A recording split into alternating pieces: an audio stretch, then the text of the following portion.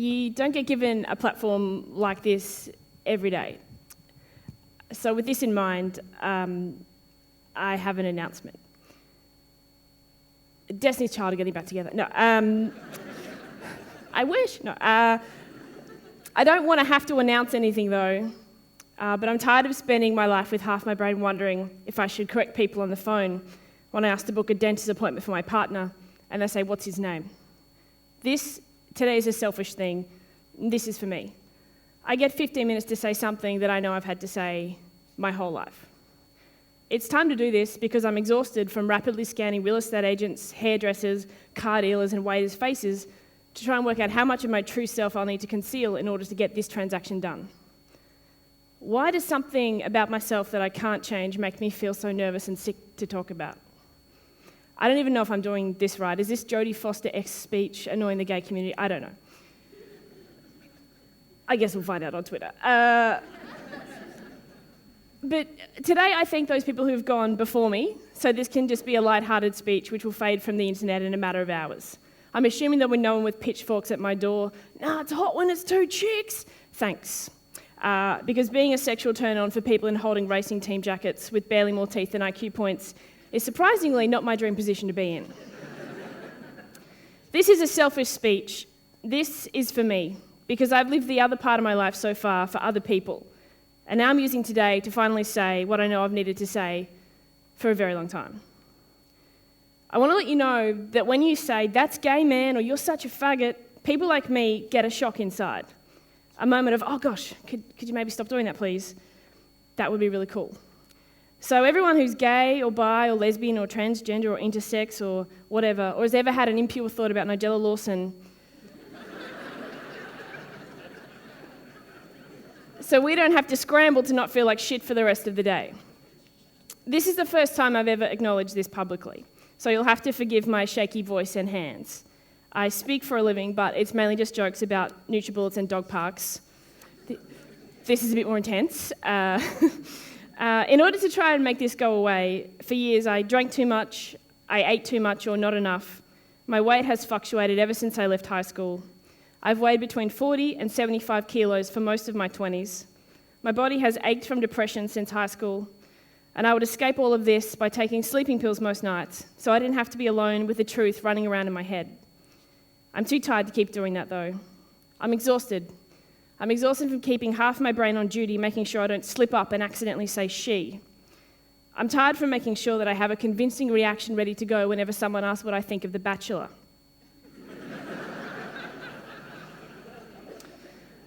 I'm exhausted from scanning the street to make sure it's okay to accept a peck on the cheek from my partner after our second anniversary dinner. I'm exhausted from lying and saying housemate instead of partner. I'm also exhausted from saying partner instead of wife. I just love her. It's very simple. I just love her. I fell in love with Sophie as a person, and I have no plans to call myself gay at this point or to try and be with a man. Imagine explaining that to my mum. You what? Sorry? Never mind. Keep doing your crosswords. It's because I love Sophie and only Sophie. I've been with Sophie for 2 years, so in case you're wondering, this is not a phase. No, this is no salted caramel cronut. But I'm not doing this today for any altruistic cause either. It's because of me. I realised I wasn't making good decisions when I was deciding what to do out of fear. And I realised I wasn't saying what I needed to say publicly out of fear. There's nothing noble or honourable about hiding who you are. I realised you don't get to pick a prize from the gift shop for being afraid your whole life. I realised that I'm not ashamed of my partner or my life or who I am, and if Kmart can sell jam jars for smoothies, I think the world is ready for this. Who cares? Yeah, no one cares. I guess that's why there's so many gay and lesbian TV presenters, radio personalities, politicians, journalists and CEOs, hey? We're a nation of laid-back people, unless you're gay and want to get married or adopt. Then we're not so laid-back. Then everyone on news.com has an article and an opinion about you, and that opinion has exclamation marks after it. I have a girlfriend at the moment, and that is what I'd like to say today. At the moment. Sometimes I can't tell if I just say at the moment because of internalized homophobia and I find myself disgusting, or because if Sophie broke up with me, my next partner might not necessarily be a woman. Have you tried being with a man? Have you tried minding your manners? I don't know if you should come out, because not only are you a woman, which is tough enough already in the job you're trying to do, you're a gay woman too. That's been said to me by radio executives, TV producers, people who I've looked up to. I guess we'll just have to prove those people wrong. That's fine. I like having a project. I was so fearful, in fact, of saying this that when Sophie and I moved in together, I bought a scary-looking dog from the pound. Because in my day-to-day life, there's no terrorist like someone in a big tang singlet who opens on, "You girls having a good night?" and closes on, "Psycho Lesers, I know where you live." I even wrote a backup speech for today, in case, once again, fear took out this round. My wish is that this isn't my lead news story, though. That would be really 90s of you to lead with that. It would be a bit weird, because I know more about beagles, pulled pork, and 30 Rock than I do about being an ambassador or spokesperson for people in same-sex relationships. I already knew. Is that because you watch too much Will and Grace? Speculating on someone's sexuality is not a superpower. You're not Harry Potter, you're probably just being really annoying. What other superpowers do you have? Are you able to predict that old people sometimes drive slowly too? Can you foresee that cafes are busy on the weekends? Wow, someone call Hogwarts. Speculating on someone's sexuality is not helpful. The last person who you want to make right is someone who's whispered behind your back and made you on edge, red-faced and worried for years. I just want people to know this, so I stop being assumed to be a bitter single lady who must have a deep flaw if no man has snapped me up yet. I want people to know this for selfish reasons. I'm sick of wondering if I've got an anxiety rash on my neck. I'm sick of waking up at 4 a.m. in a hot sweat, wondering if there's any way I could possibly not ever have to say this. My problem is that I talk about my life and my thoughts for a living. So if you can't mention that your girlfriend is called Sophie, she introduced you to Laksa at McDonald's breakfast, you're a husk with no light inside anymore. And I can't make people laugh if my goal when I'm on stage is to not look too gay.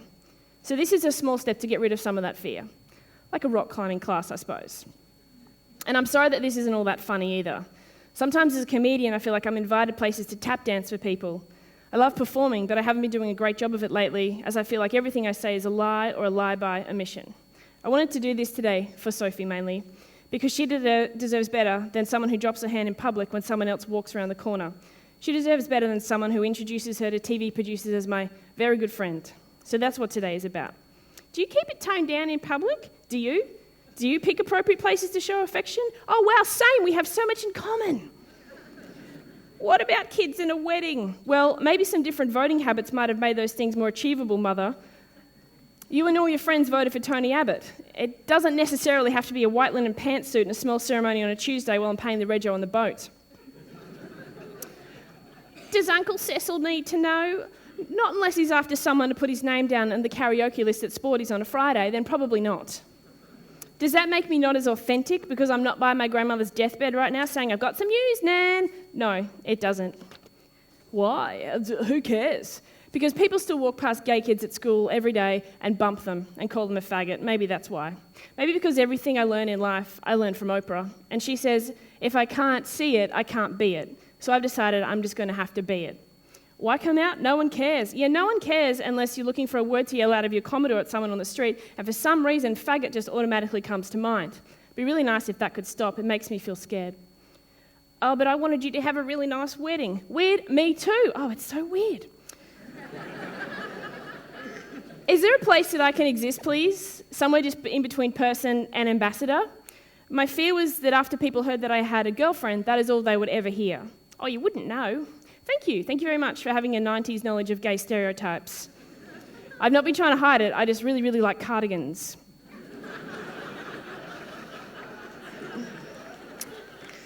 So if you're a gay person or if you're a bisexual person, do whatever you like. If you're struggling, come out or don't. It's up to you. It's fine. I felt I personally needed to do this, so I did. You mightn't feel like it now, but one day you might.